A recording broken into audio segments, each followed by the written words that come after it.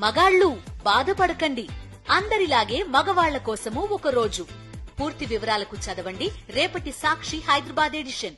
ఇక తెలంగాణలో ఏడాది పాలన పూర్తవుతున్న సందర్భంగా విజయోత్సవాలకు సిద్ధమైంది కాంగ్రెస్ పార్టీ. 26 రోజుల ప్రజా ఉత్సవాల్లో భాగంగా వరంగల్లో ఈ సభ ఏర్పాటు చేసింది. మంగళవారం వరంగల్లో మహిళా విజయోత్సవ సభ నిర్వహించింది. అంటే ఇది రేపు. ఈ కార్యక్రమానికి మహిళా సంఘాల సభ్యులు మహిళలకు ఆహ్వానం కూడా పలికినట్టుగా మనకు తెలుస్తోంది. దీనిపైన అప్డేట్స్ మా కరెస్పాండెంట్ రాకేష్ ఇస్తారు. రాకేష్, చెప్పండి. సో విజయోత్సవాలు అంటున్నారు. సో సంవత్సరం పూర్తయిన సందర్భంగా ఏం జరుగుతోంది? మిగతా పార్టీలు దీన్ని ఏ విధంగా చూస్తున్నాయి? బీఆర్ఎస్ ఏమో వంచన దినోత్సవాలు నడిపించాలి అంటూ కమెంట్ కూడా చేస్తున్న పరిస్థితి మనం చూస్తున్నాం. ఏం జరుగుతుంది? అప్డేట్స్ ఏంటి? డిసెంబర్ 7కు కాంగ్రెస్ ప్రభుత్వం ఏర్పడి సంవత్సరం పూర్తవుతున్న సందర్భంగా ఈ సంవత్సర కాలంలో కాంగ్రెస్ ప్రభుత్వం చేసిన పనులేంటైన దానిపైన ప్రజా విజయోత్సవాల పేరుతో 26 రోజుల కార్యక్రమాన్ని చేస్తున్నారు.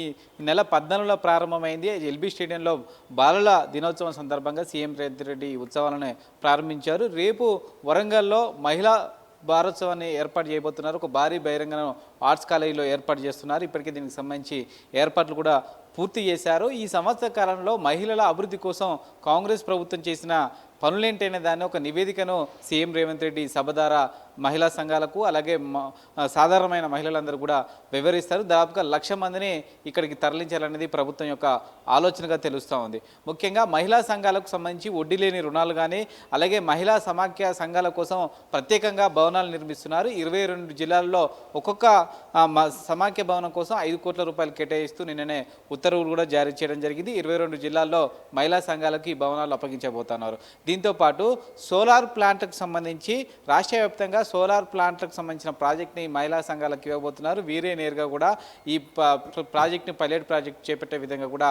ప్రభుత్వం ఉత్తర్వులు జారీ చేయబోతా ఉంది.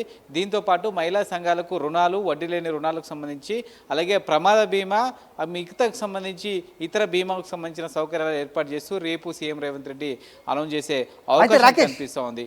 మహిళా సంఘాలకు ఏం చేయబోతున్నాం అనే ఎజెండాను, ఇప్పటివరకు చేసిన ఎజెండాను ఈ సభ ద్వారా సీఎం రేవంత్ రెడ్డి వివరించబోతున్నారు. ఎల్లుండి సిరిసిల్లలో ఒక బహిరంగ సభను కూడా ప్రభుత్వం ఏర్పాటు చేయబోతా ఉంది. దాన్ని యువ సభగా నామకరణం చేయడం జరిగింది. యువకులకు ఎన్ని ఉద్యోగాలు కల్పించబోతున్నారు, భవిష్యత్తులో ఏం చేయబోతున్నారు, ఇతర రంగాల్లో ప్రైవేట్ రంగాల్లో ఏం కల్పించబోతున్నారు అనే విషయాన్ని ఈ యొక్క యువ సభ ద్వారా సిరిసిల్ల సభలో ఈ యొక్క అంశాన్ని ప్రస్తావించే అవకాశం కనిపిస్తుంది. వేములవాడ సిరిసిల్ల మధ్యలో ఈ సభను ఏర్పాటు చేయబోతున్నారు. అయితే ప్రతిపక్షాల నుంచి కూడా కౌంటర్ వినిపిస్తూ ఉంది. ఇప్పటికే ఈ విజయోత్సవాల సందర్భంగా బీఆర్ఎస్ పార్టీ కూడా విమర్శలు చేస్తూ ఉంది. ఆయా రంగాల్లో కాంగ్రెస్ పార్టీ చేసిన వైఫల్యాలను ఎండగడతామని చెప్తుంటే, మరోవైపు బీజేపీ కూడా ఈరోజు బొంగళూరు దగ్గర ఒక మీటింగ్ ఏర్పాటు చేసుకోబోతా ఉంది. కాంగ్రెస్ ప్రభుత్వం చేసిన కార్యక్రమాలకు కౌంటర్గా పాదయాత్రలు చేసి కాంగ్రెస్ ప్రభుత్వ ఫెయిల్యూర్స్ని వివరించాలనే ఎత్తుగడను వాళ్ళు చేస్తున్నారు. అయితే కౌంటర్గా ఏం చేస్తారనేది చూడాలి.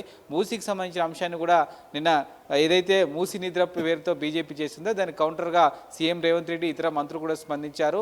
ఒక్కరోజు పడుకోవడం కాదు, 3-4 నెలలు అక్కడ ఉండి చూడండి, వాళ్ళ పరిస్థితి ఏంటో అర్థమవుతుంది. అక్కడ దోమలు ఉన్నాయి కాబట్టి మీరు జెట్ క్యాన్స్ కానీ ఇతే పెట్టుకొని అన్ని సౌకర్యాలు ఏర్పాటు చేసుకుని అక్కడ నిద్రించారు. లేని పక్షంలో మీరు అక్కడ ఉండే పరిస్థితి లేదంటూ కూడా కౌంటర్ ఇచ్చే ప్రయత్నం చేస్తున్నారు. మరికొసేపట్లో కూడా కాంగ్రెస్ ముఖ్య నాయకులందరూ కూడా బీజేపీ కౌంటర్ ఇచ్చే అవకాశం కనిపిస్తుంది. రైట్. ఇటు బీఆర్ఎస్ కూడా విమర్శలకు ఎక్కువ పెడుతోంది. ఈ మధ్య పోరాటాలు కూడా చేస్తున్న పరిస్థితి కనిపిస్తుంది కదా రాకేష్. ఇవాళ కేటీఆర్ కూడా ప్రెస్ మీట్లో 3ంటికి మాట్లాడబోతున్నారు. ఈ విజయోత్సవాలపైన కూడా ఆయన కమెంట్ చేయబోతున్నారని తెలుస్తోంది.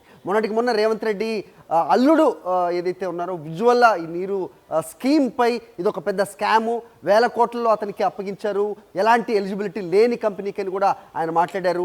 ఢిల్లీకి వెళ్ళి మంత్రిని కూడా ఆయన కలిసిన నేపథ్యం కూడా మనం చూస్తున్నాం. దీని అంతటి నేపథ్యంలో రేపు జరగబోయే విజయోత్సవాలకు కూడా ఏదైనా అడ్డంకులు సృష్టించే ప్రయత్నం ఏదైనా చేయబోతున్నారా? దానిపైన కూడా జాగ్రత్తలు తీసుకోబోతున్నారా కాంగ్రెస్ శ్రేణులు? అంటే ఏం చెప్తారు?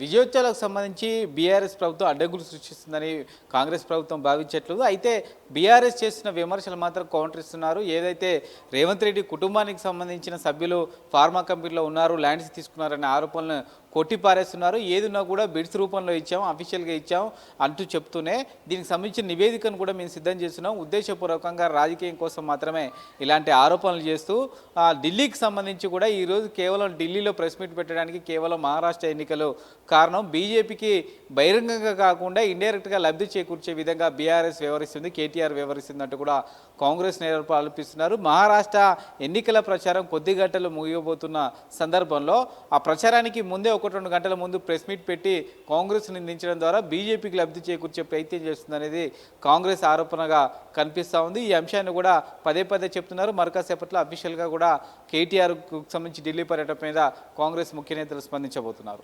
Right Rakesh, thanks for the inputs. Thank you Vikram, thank you Naidu.